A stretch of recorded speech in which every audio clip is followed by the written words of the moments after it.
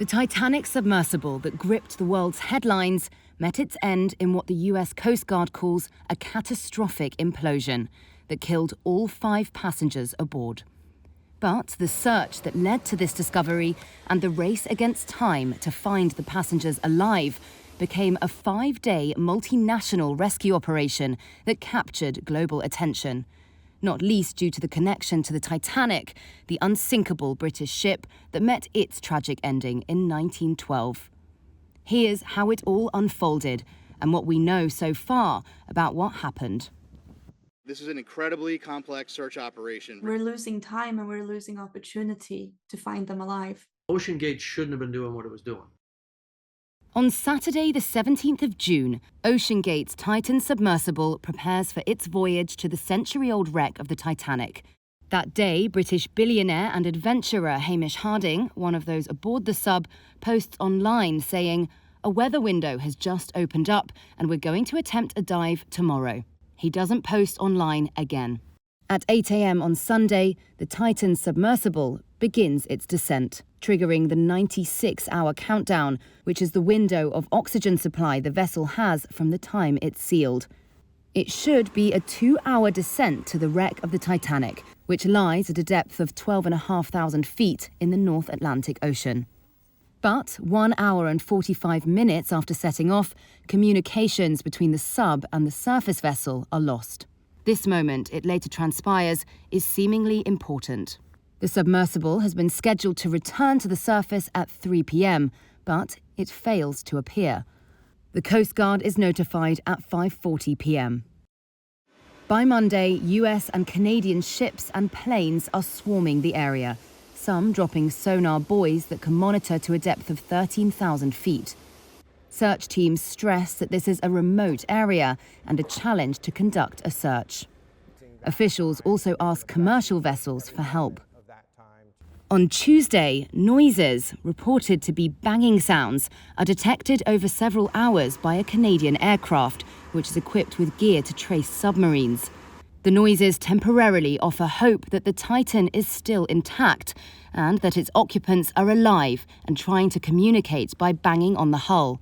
Officials later say analysis of the sound is inconclusive. At this point, Hamish Harding's friend says hopes are not high. As it stands right now, it would be a miracle if they are recovered alive. At 2 a.m. on Wednesday, the US Coast Guard announces it's deploying remotely operated vehicle searches to the area where the sounds were detected. A French research ship equipped with a deep-sea diving vessel makes its way to the search area. The surface search is now approximately 2 times the size of Connecticut, and the subsurface search is up to 2.5 miles deep. On Thursday at 6 a.m. Eastern Time, the 96-hour oxygen window closes, diminishing any last hopes of finding the passengers alive. At 2 p.m., a debris field found on the seabed is confirmed to contain pieces of the Titan submersible. The pieces were found by a robotic diving vehicle deployed from a Canadian ship, lying some 1,600 feet from the bow of the Titanic. The US Coast Guard confirms the debris is consistent with the loss of the pressure chamber and an implosion, and that there were no survivors. So, when did the sub meet its fate? During the search operation, sonar buoys in the water didn't detect any loud or violent noise that would have been generated by an implosion. That suggests it happened before the search began. The position of the debris field near the Titanic seems to suggest the failure occurred near the end of its descent, all the way back on Sunday around 9:45 a.m, when contact with the sub was lost.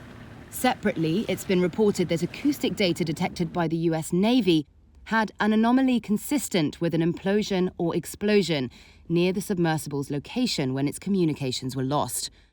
In an interview with Reuters, James Cameron, who directed the Oscar-winning movie Titanic and has ventured to the wreck in subs himself, said he learned of the acoustic findings within a day and deduced what it meant. Search, 4 days of search. They're searching everywhere. They were running around with their hair on fire. The sub was right where it was. It was literally on the seafloor below its last known position. Look, Monday morning when I first found out about the incident, within an hour and a half, I had the following information. They were on descent.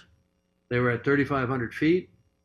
They lost comms and tracking. We got confirmation within an hour that there had been a loud bang at the same time that that comms were lost. I knew what happened. Sub imploded. I sent emails to everybody I know. I said, we've lost some friends. The sub has imploded. I really hoped and prayed I was wrong, but I knew it wasn't.